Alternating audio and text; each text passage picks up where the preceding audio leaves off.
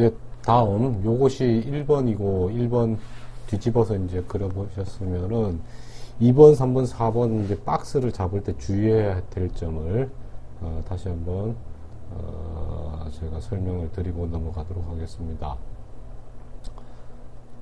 레이어를 새로 하나 만들어서 이번에 요놈이 지금 1번이죠? 네, 2번 그림은, 두 번째 그림은 요놈입니다. 요놈은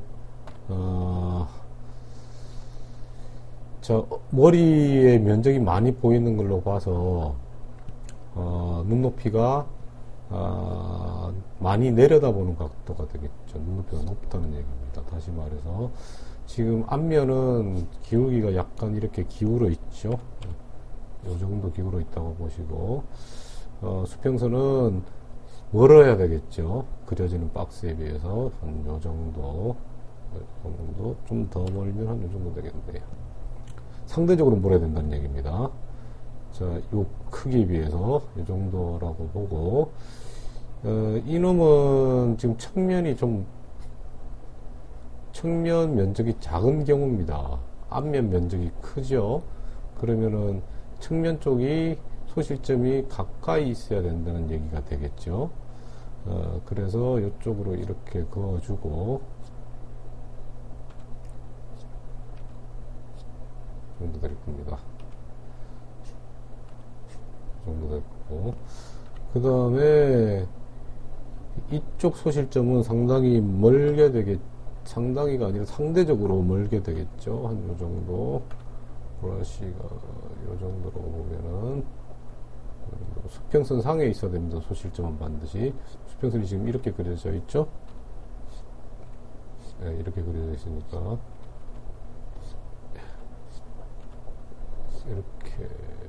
이렇게 그려져 있으니까 여기 점에서 저쪽을 향해 가는 선을 그어보면은 요 정도네요. 그리고 요 정도가 되겠네요. 그죠? 그 다음에 수직 소실점이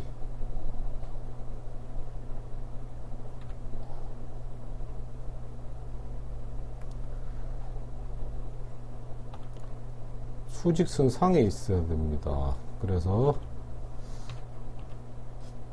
여기쯤 있다고 보면은 측면은 좁게 요 정도, 앞면은 조금 넓게 요 정도가 되겠죠. 측면 조금 더 들어가줘야 되겠네. 요만큼. 앞면은 요 정도. 요거 다 소실점을 향해, 여기를 향해 가야 된다는 얘기죠. 그래서 이만큼 되겠습니다. 자, 그러면 요 정도 놓고 브러쉬를 그 다음에 여기 요것은 저쪽 소실점을 향해 가니까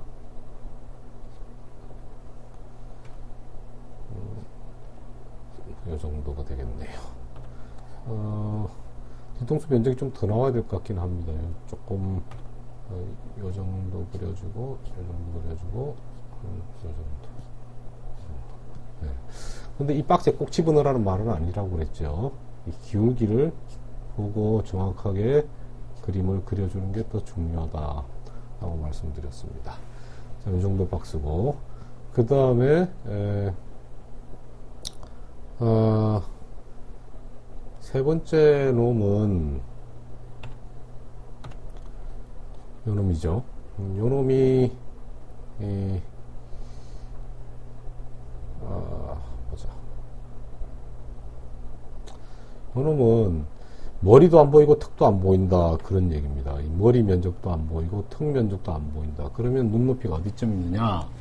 이놈은 눈높이가 위에 있는 것도 아니고 위에서 내려다보는 것도 아니고 아래에서 올려다보는 것도 아니라는 얘기죠. 그러면 대략 턱이, 입이 벌어진 경우는 기준을 어디를 잡으셔야 되냐면 머리 쪽을 잡으셔야 됩니다. 턱은 아래로 움직이는 거기 때문에 입을 벌린다는 얘기는 머리를 위로 드는 게 아니라 턱을 아래로 내리는 거예요. 그래서 머리를 기준으로 삼으시면 되는데, 머리는 입천정을 보시면은 대충 아실 수가 있습니다. 입천정이 보일랑 말랑 약간 보일 것 같네요. 그러면은 입천장보다는 눈이 아래에서 올려다본다, 그런 얘기가 되겠죠. 여기 코 넓이도 보시면 코가 들려 보이죠. 그래서 약 눈높이가 요 정도에 있다. 아랫입, 요거는 아래 입술이 보이는, 혀가 보이는 거는 입이 벌어져서 그래요. 그래서 요 정도, 입 정도의 눈높이가 있다고, 정면을 응시한다면 눈이 여기쯤 있다라고 보시면 될 것 같습니다. 그러면 어떻게 그려지느냐? 일단 물체의 기울기는, 박스의 기울기는 이 정도 기울었습니다. 그죠? 그러면은 수직선은 이렇게 그려졌으면 수평선은 직각으로 그려야 된다고 그랬죠? 대개 이런 경우는 상하소실점을 무시하는 거예요. 그래서 수직선은, 이 박스의 수직선은 수직으로 그냥 그리시면 되는 겁니다. 그러면 높이가 이만큼, 높이 좀 작게 그려볼게요. 이만큼, 턱이 여기쯤. 그리고 줌아웃 해서 소실점을 좌우 같은 정도로 그려야 되냐고 봤더니만 얼굴이 면적이 좀 많은 경우죠. 측면이 좀 작은 경우입니다. 그래서 측면이 작으니까, 작게 보이니까 소실점이 가까이 와야 되고 이놈은 멀리 가야 되겠더라, 그 얘기입니다. 그래서 여기가 소실점이 이렇게 되고 조금 여기로 가고, 그 다음에 여기로 와주고, 그 다음에 요놈은 소실점이 이렇게 가야 되고, 요놈은 너무 기울었네. 이 정도 가야 된다는 얘기겠죠. 이렇게 됩니다. 그러면은 상하소실점을 무시하니까 측면은 좀 작게 이 정도로 보일 거고, 얼굴 쪽은 좀 넓게 이렇게 보이면 박스가 맞게 되겠습니다. 좀 확대해서 보여드릴까요? 자, 이렇게 되는 놈이 되겠습니다.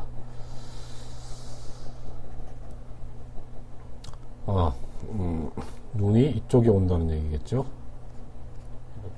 이렇게 모습이 그려지게 될 것 같습니다. 코라인 이렇게 그려지고, 입술이 이렇게 이쪽으로 오게 된다는 얘기가 되겠습니다. 그 다음에 물론 요것도 돌리면은 반대쪽으로 기울여 놓고 수직선 이렇게, 수평선 이렇게, 그죠?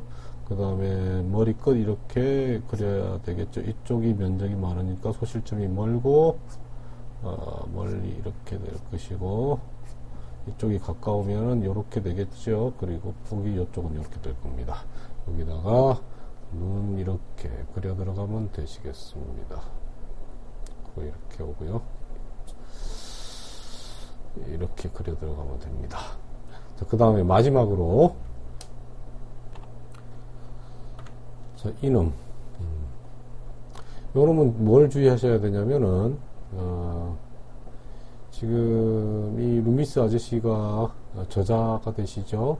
저자인 루미스 아저씨가 이 수직선을 그려놓은 거는 머리에 중심을 그은 게 아니라 턱까지 보고 이렇게 밑으로 그려놓은 겁니다. 여기에 속으시면 안 됩니다.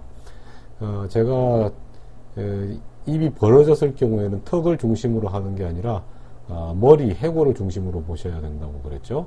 그래서 여기 귀 기울기를 보시면은 귀가 이렇게 뒤로 누워 있어요. 그죠? 요게 중심입니다. 중심축이 되는 겁니다. 그럼 다시 말해서 이쪽에 중심축, 수직 중심축 잡을 때 요렇게 누워야 된다는 거죠. 요렇게 이 정도가 눕고, 다시 그 다음에 수평선을 그으셨는데 여기 입천정이 많이 보이죠? 제법 눈높이가 올라가 있다는 얘기가 되겠죠. 그럼 요 정도. 그 다음에 소실점을, 저쪽은 얼굴이 앞부분이 좀 많이 보이죠. 여기 많이 보이고, 이쪽 면은 좀 작아 보입니다. 그래서 저쪽을 소실점을 조금 멀리 잡고요. 멀리 잡고, 이쪽은 좀 가까이 여기 좀 잡아서 이렇게 그려주시면은, 그리고 위쪽에 소실점이 있다고 봐야 되죠. 들려 있으니까 요런 구도가 되겠네요. 이쪽 면적이 좀 작아야 되겠죠. 이 정도. 그 다음에 이 턱은 이렇게 내려오시면 안 됩니다.